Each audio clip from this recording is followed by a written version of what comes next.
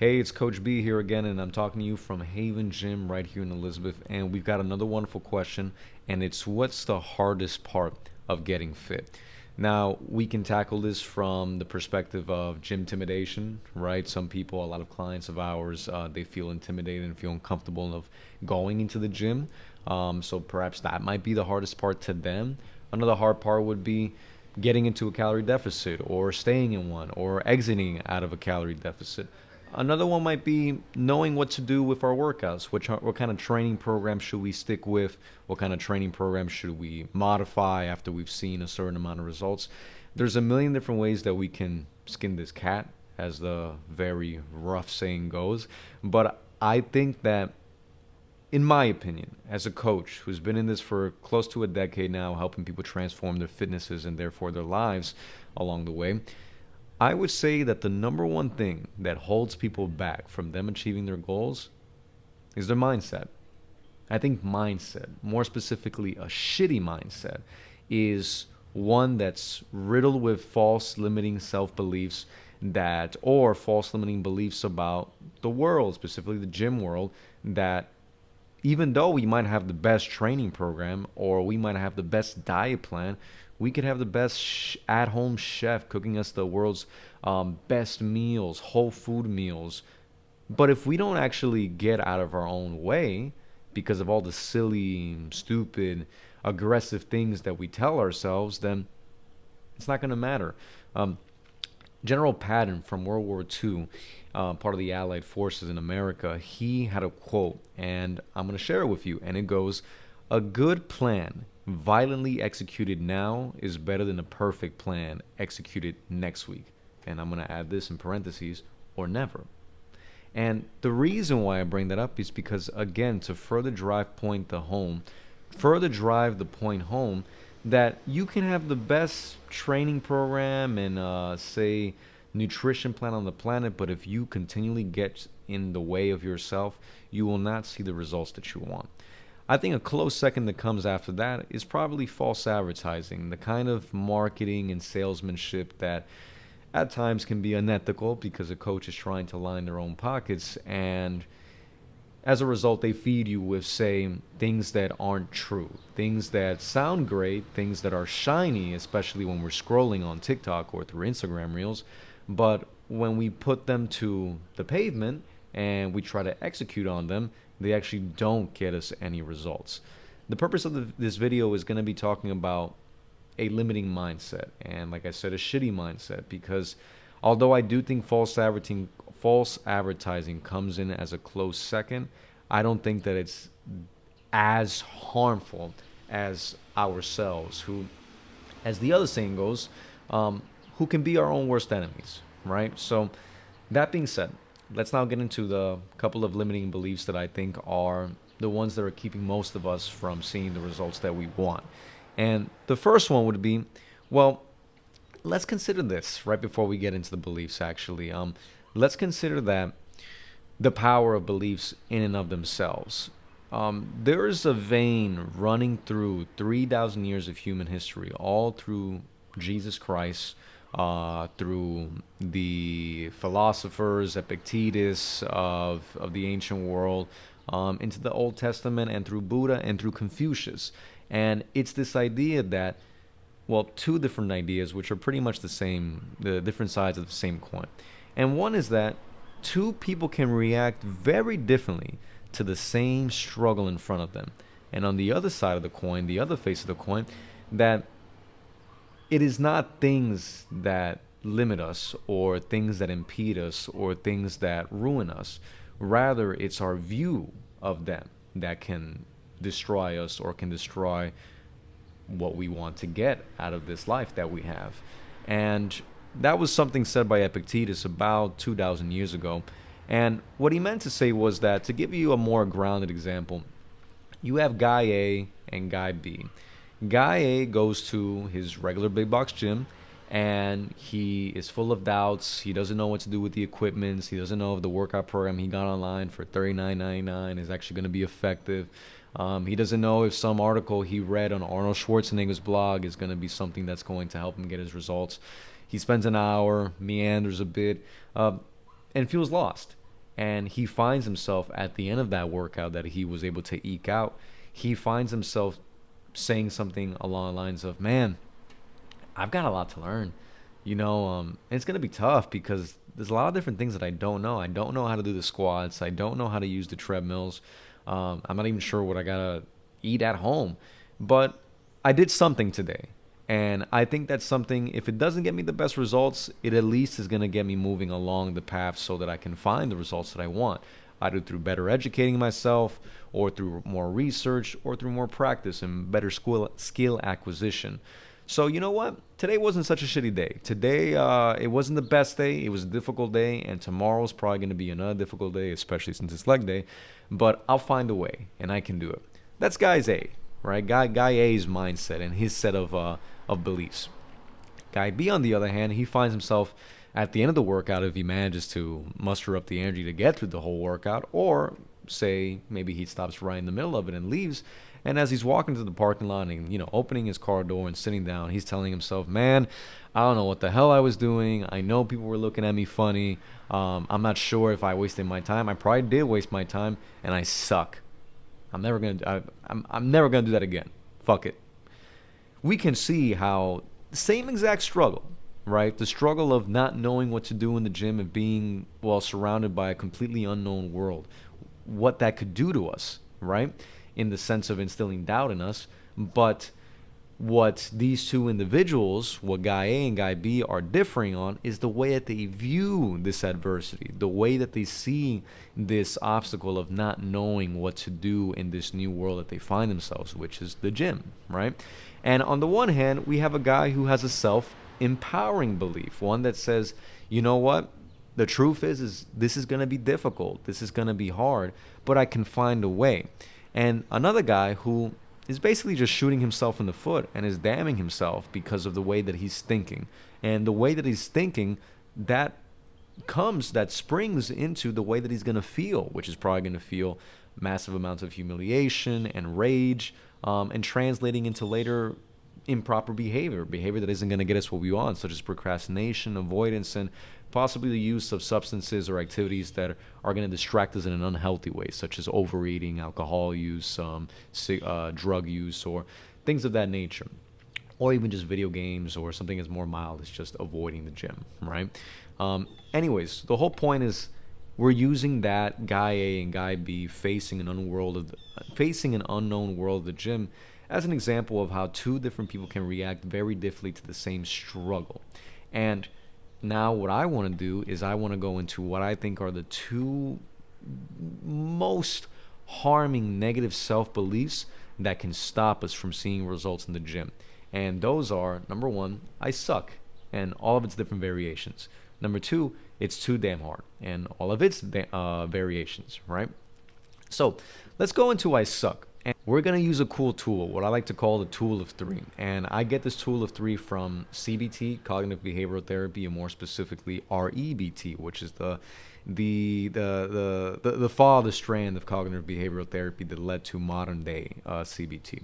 And it's asking ourselves this.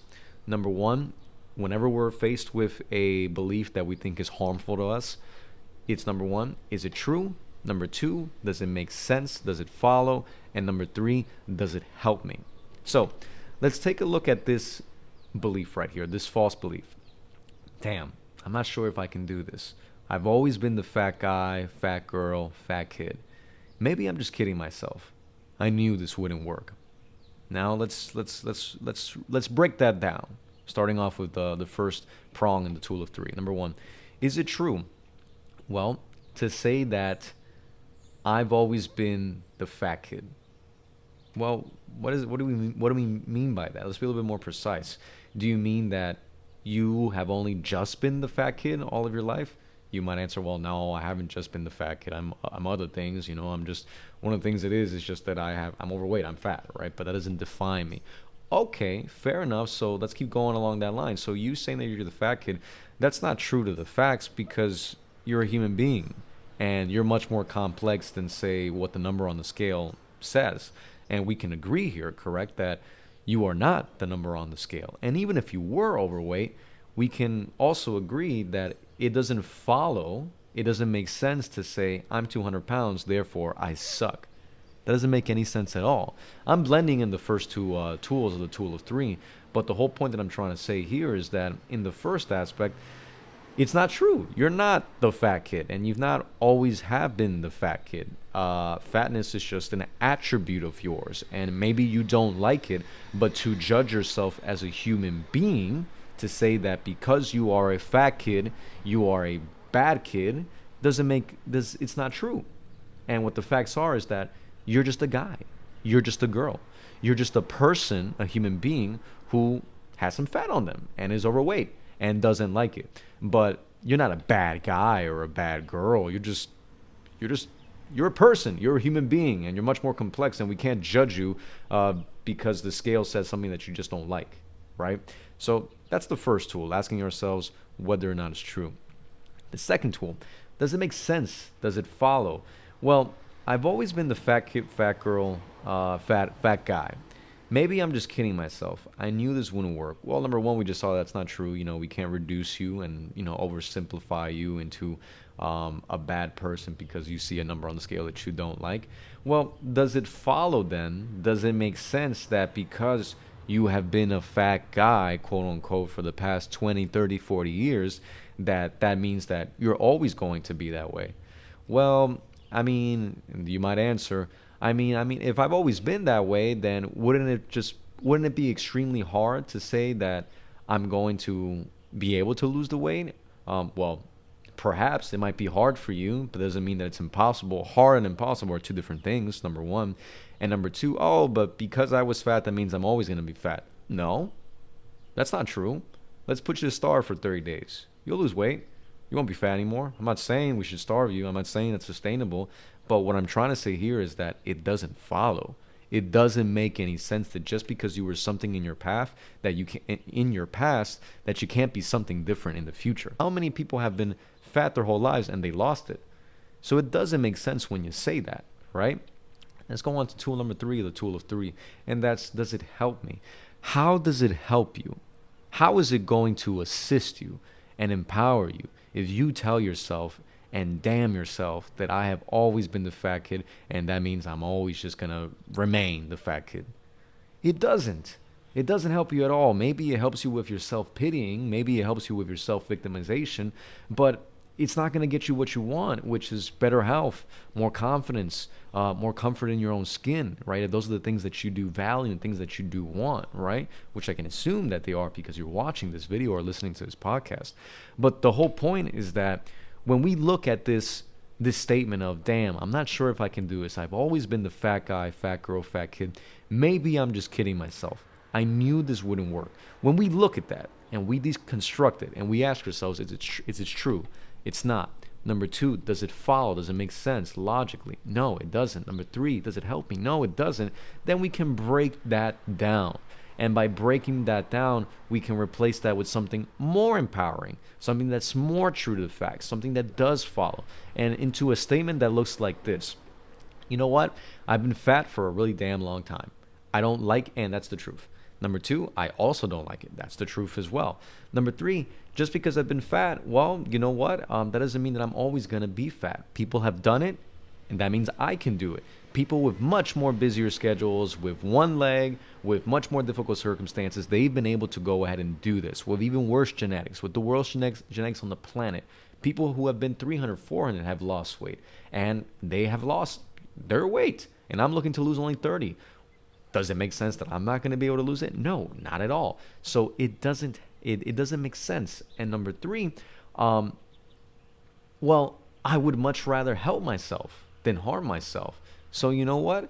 I am going to tell myself that even though I have been fat, because I don't like it and because I really don't fucking like it, I'm going to make a change. And it's going to take some time and it's going to be difficult, but I'm going to be able to do this some way, somehow. That is a much more self-empowering, true to the facts, logical belief that is going to free you into getting the results that you want. Because remember, if you're holding the other idea in your head when you're sitting in that gym on that flat bench press or that machine that you have no clue how to use, and you feel intimidated and you feel doubtful and you feel uncertain, then guess what? You have a choice right then and there. You're at the crossing of two paths, one that's going to get you to your hell, one that's going to get you to your heaven. And one is going to lead you along the lines of lies, of things that don't make sense, and things that are just going to hurt you. And then the other choice you can make is things that are true, things that are rational, things that do make sense, and things that will go ahead and help you.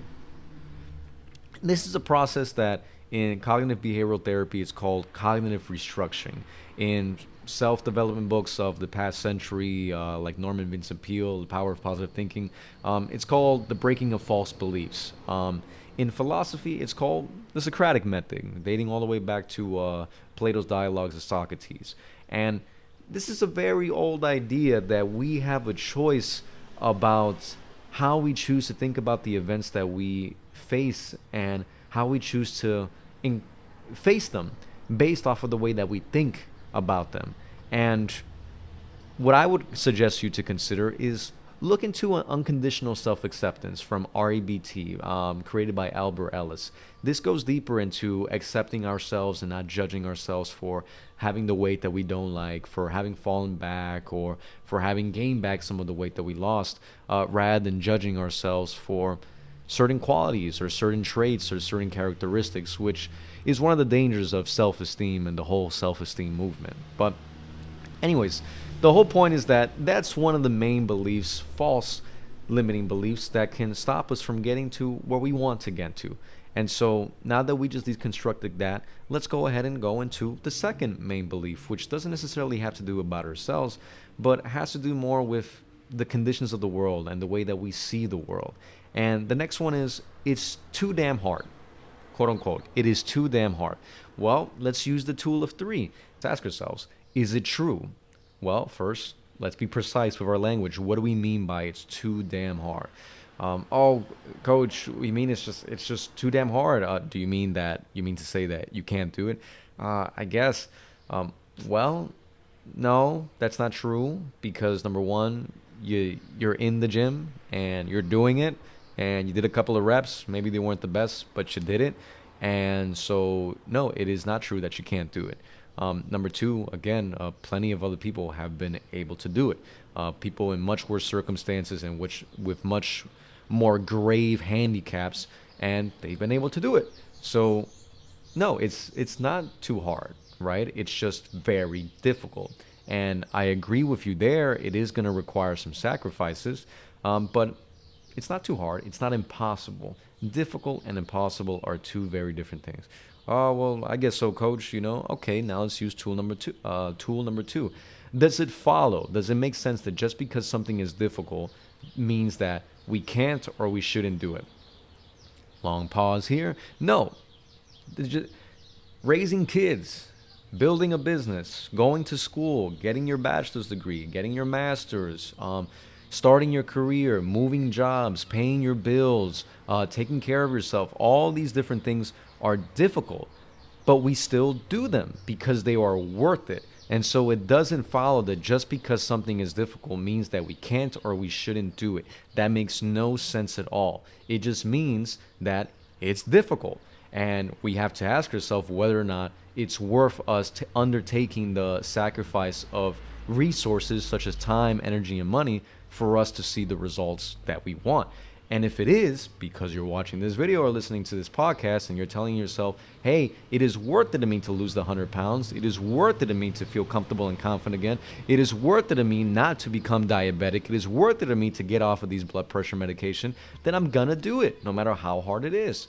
And that slides into the next tool of the tool of three, which is, does it help you? Well, how does it help you to tell yourself that because it's too hard, you're not going to do it?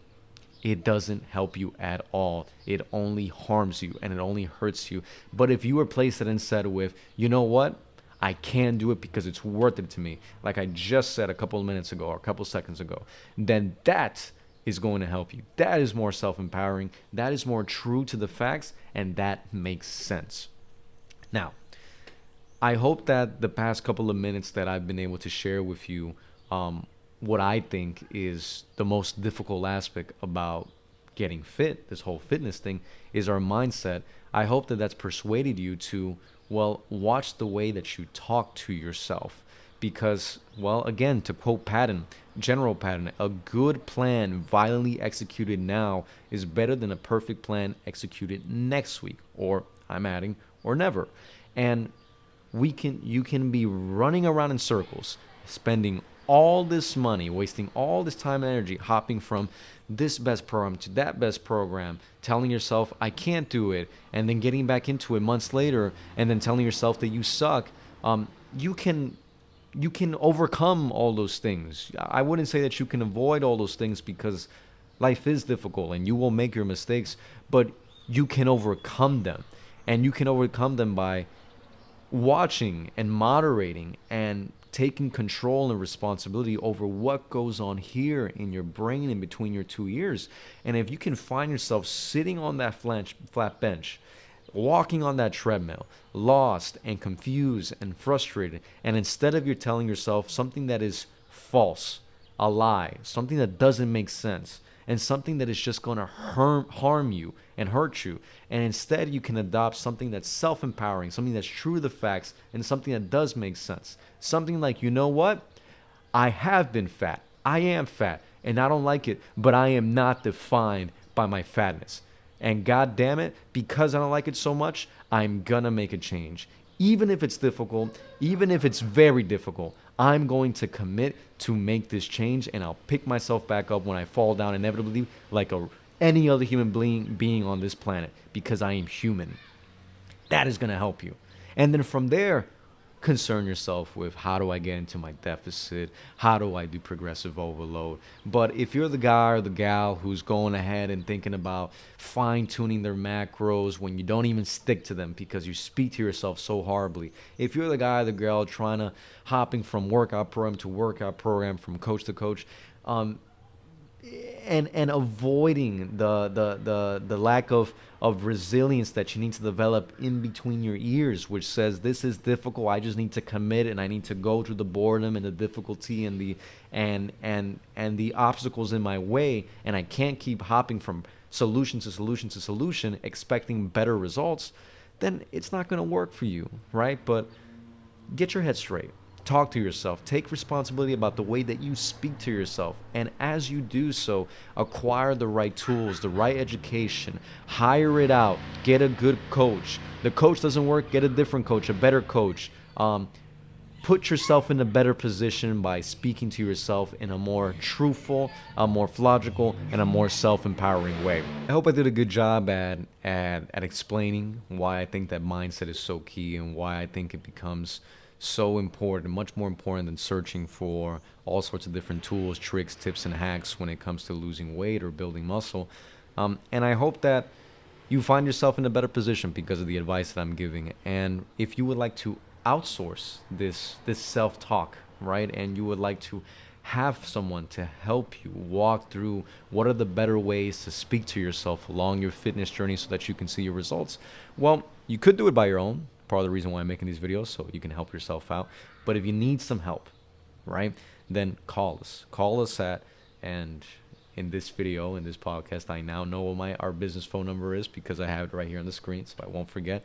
Call us at 908-341-0232 or text us transformation, and we'll schedule a free no sweat intro consultation to see which one of our transformation programs is best for you. Now, I hope you have a great rest of your day. I hope this was helpful and impactful, and I hope it reaches you well, and it does something good for you in your life and the people that you love around you. So take care.